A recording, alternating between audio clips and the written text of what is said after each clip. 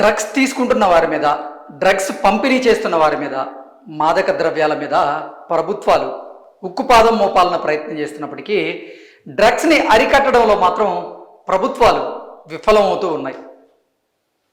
నానాటికి డ్రగ్స్ తీసుకునే వారి సంఖ్య పెరుగుతూ ఉంది తప్ప ఈ డ్రగ్స్ని అరికట్టడంలో నిజంగా ప్రభుత్వాలు ఎన్ని కఠినమైనటువంటి చట్టాలు తీసుకొచ్చినప్పటికీ ఈ డ్రగ్స్ వినియోగం మాత్రం పెరుగుతూనే ఉంది.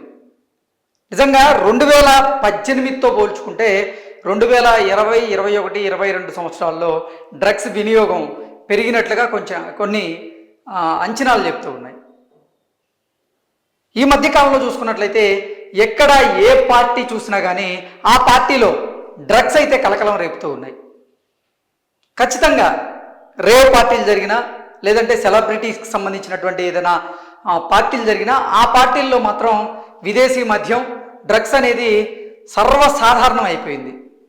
ప్రభుత్వాలు ఎన్ని కఠినమైనటువంటి చర్యలు తీసుకోవాలని ప్రయత్నం చేసినా, ఎంత ఉక్కుపాదం మోపాలని ప్రయత్నం చేసినా కానీ ఈ డ్రగ్స్ వినియోగం అనేది నానాటికి పెరుగుతూనే ఉంది.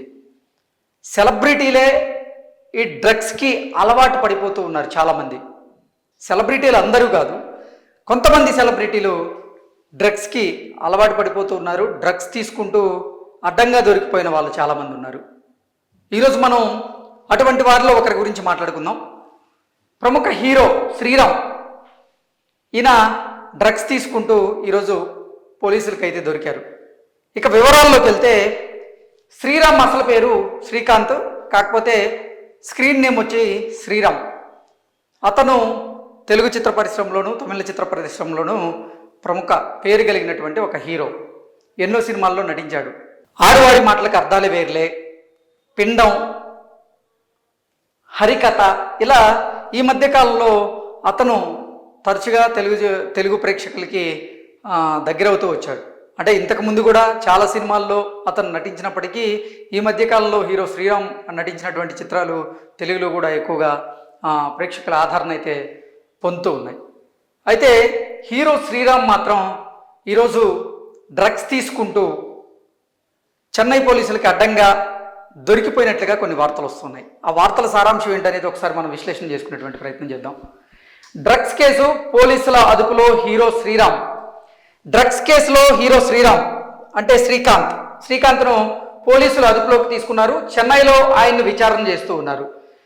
శ్రీరామ్ నుంచి బ్లడ్ శాంపిల్స్ సేకరించారు. మాజీ డిఎంకే నేత నుంచి ఆయన డ్రగ్స్ కొనుగోలు చేస్తున్నట్లుగా ఆరోపణలు వినిపిస్తూ ఉన్నాయి. డ్రగ్స్ కేసులో అరెస్ట్ అయిన వారు ఇచ్చినటువంటి సమాచారంతోనే అతన్ని అదుపులోకి తీసుకున్నట్లుగా సమాచారం అయితే అందుతోంది. ఒకరికొకరు స్నేహితులు, అలాగే ఆడువారి మాటలకు అర్థాలే వేర్లే ఇతర సినిమాల్లో ఈయన నటించారు. హీరో శ్రీరామ్ ఇతన నిజంగా అటు తమిళనాడులోను, ఇటు తెలుగునాట చాలామందికి సుపరిచితుడైనటువంటి ఒక హీరో. ఇతను డ్రగ్స్ తీసుకుంటూ అడ్డంగా దొరికిపోయినట్లుగా సమాచారం, వార్తలు వస్తూ ఉన్నాయి.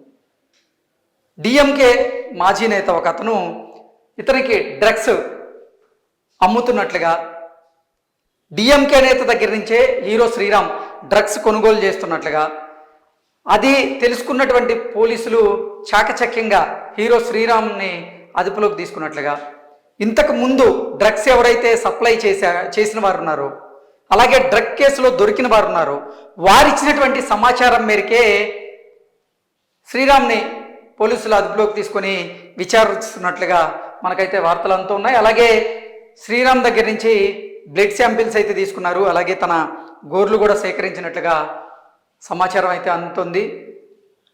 పోలీసుల విచారణలో అసలు శ్రీరామ్ ఏం చెప్పాడు, తనకి ఎవరు డ్రగ్స్ సరఫరా చేశారు, ఈ డ్రగ్ పెడ్లర్ ఎవరు అనేది ఇంకా పూర్తిగా ఆ సమాచారం అయితే బయటికి రాలేదు. కానీ ఇప్పుడైతే హీరో శ్రీరామ్ పోలీసుల విచారణలో ఉన్నట్లుగా తెలుస్తుంది. పోలీసుల విచారణలోనే వాళ్ళు అడిగినటువంటి కొన్ని ప్రశ్నలకు శ్రీరామ్ సమాధానాలు ఇస్తున్నట్లుగా కొన్ని వార్తలు అయితే బయటకు వస్తూ ఉన్నాయి.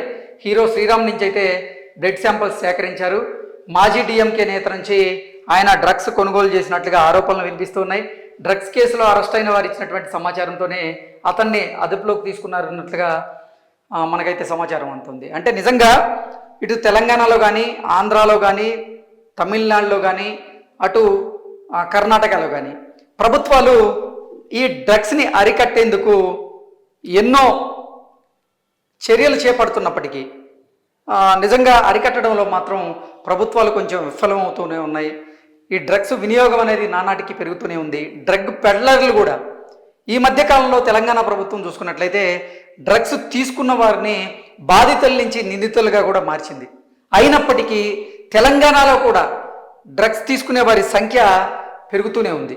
అంటే నిజంగా తెలంగాణ ప్రభుత్వం డ్రగ్స్ వినియోగదారుల మీద, అలాగే డ్రగ్స్ పెడ్లర్ల మీద, వీరి మీద ఉక్కుపాదం మోపాలనేటువంటి దృఢ సంకల్పంతో పనిచేస్తుంది. అయినప్పటికీ సరే హైదరాబాద్లో ముఖ్యంగా ఈ డ్రగ్స్ వినియోగం పెరిగినట్లుగా రోజుకొక వార్త మనం వింటూనే ఉన్నాం, చూస్తూనే ఉన్నాం. ఇలా ప్రముఖ హీరోగా ఉన్నటువంటి శ్రీరామ్ గారు, ఆయన కూడా డ్రగ్స్ తీసుకుంటూ డ్రగ్స్ కేసులో ఇప్పుడు ఇరుక్కొని సతమతమవుతూ ఆయన పోలీసుల విచారణను అయితే ఎదుర్కొంటూ ఉన్నారు.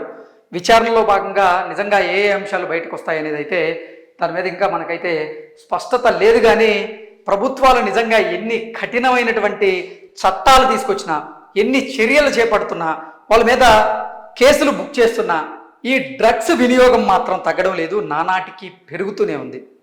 ఈ డ్రగ్ కల్చర్ నిజంగా తగ్గించాలి, ఇది మంచిది కాదు సమాజానికి, యువతకి అని ప్రభుత్వాలు నిజంగా పెద్ద ఎత్తున దానికోసం పోరాటం చేస్తూనే ఉన్నాయి. అలాగే ప్రజా సంఘాలు కానీ, మహిళా సంఘాలు కానీ పెద్ద ఎత్తున ఈ డ్రగ్స్ని అరికట్టాలనేటువంటి ఉద్దేశంతో కొన్ని అవేర్నెస్ కార్యక్రమాలు కూడా చేస్తూ ఉన్నాయి. అవేర్నెస్ కార్యక్రమాలు చేస్తున్నప్పటికీ డ్రగ్స్ వినియోగం తగ్గడం లేదు, డ్రగ్స్ తీసుకునే వారి సంఖ్య కూడా తగ్గడం లేదు. ఈ డ్రగ్స్ తీసుకోవడం వల్ల నిజంగా వారికి ఏమొస్తుందో తెలియదు. కానీ నానాటికి డ్రగ్స్ తీసుకునే వారి సంఖ్య పెరుగుతుంది అంటే సమాజం మీద ఈ డ్రగ్స్ ప్రభావం ఎంత బలంగా పనిచేస్తుంది అనేది మనం విశ్లేషణ చేసుకోవచ్చు. Thank you so much.